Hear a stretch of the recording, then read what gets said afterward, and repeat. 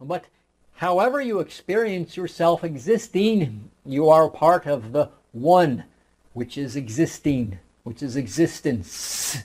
Existence is the one, unconditional love. Existence is the one that exists.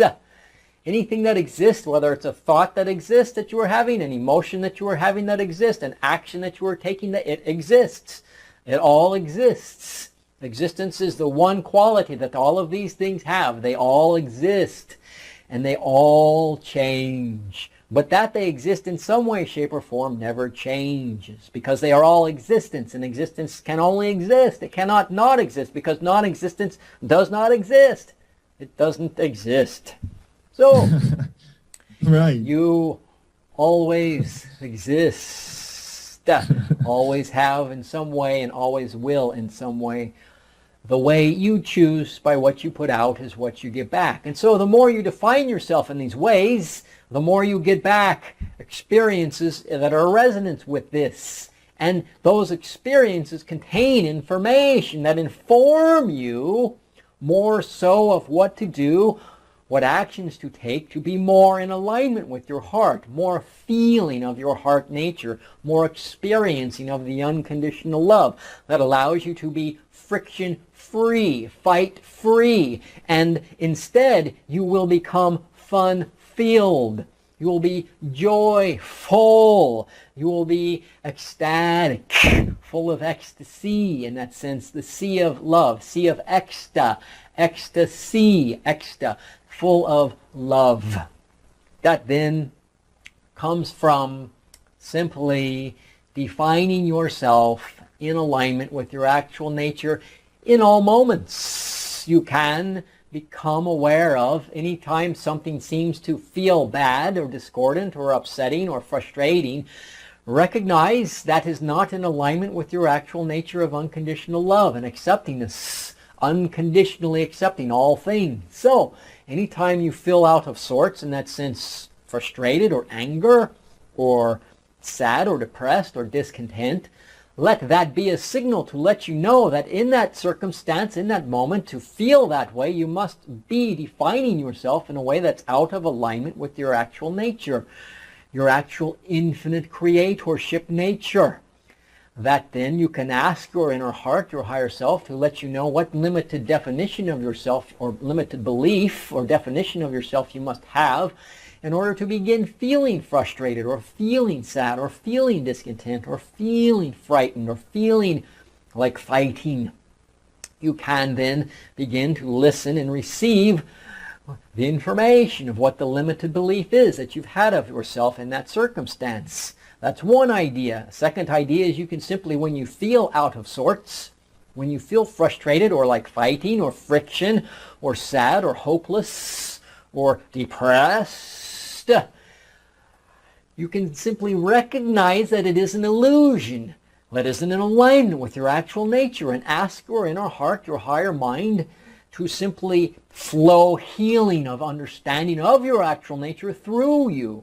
That will heal the limited belief that's creating the discordant feeling, the sadness or the depression or the friction or the frustration or the stress, so on and so forth, whatever it may be in that moment for you. You can ask your heart to flow healing energy through that limited belief and realign it with the understanding that all is actually unconditional love. That begins to heal you. Those limited beliefs begin to understand how they got separated from their actual nature in the first place. You can think of it as an analogy, as if you all were birthed into this world like a whole glass. Upon birth it broke upon the floor, and many beliefs go scattering about like shattering pieces of glass on the floor, each one being a discordant belief that you were taught as you grow up in your lifetime. And then each moment when you feel sad or discordant, you can think of it being like you're stepping on one of those shards of glass, one of those limited beliefs, beliefs that's the idea that you are separate, or that you are limited, or that you are not good enough, or that you will never measure up, or that someone else is bad, or that they are trouble, or they aren't good enough. All of those limited beliefs that don't acknowledge that everything simply is, and thus then all is equal unto itself from its actual nature of existing as unconditional love. When you feel pain, perhaps understanding the analogy is as though you have stepped on a shard of glass and ouch, it hurts. You can invite it in from the heart to be healed in that sense, to bring that shard of glass back into the whole place before the glass crashed and broke and shattered into many individual splintered belief systems that forgot their actual nature in a sense, that got disconnected from the whole glass, the whole understanding of your true nature. So those are a few ways you can work with, and we know that they will work for you, so it is up to you to choose to work with them. The more you do, then thus, because what you put out is what you get back, the more you will get back experiences of them working for you. And the more you do this, the fewer shattered pieces of glass there are remaining, in the sense the fewer beliefs based in limitation there are remaining in your psychology. And over time, they are all healed. They all come back into enlightenment, to the awareness of who they actually are, their connection to the infinite, unconditional love. And in that sense, the glass is no longer broken. There are no more shattered pieces upon the floor. It is whole. You are whole. You are functioning from your whole state of beingness.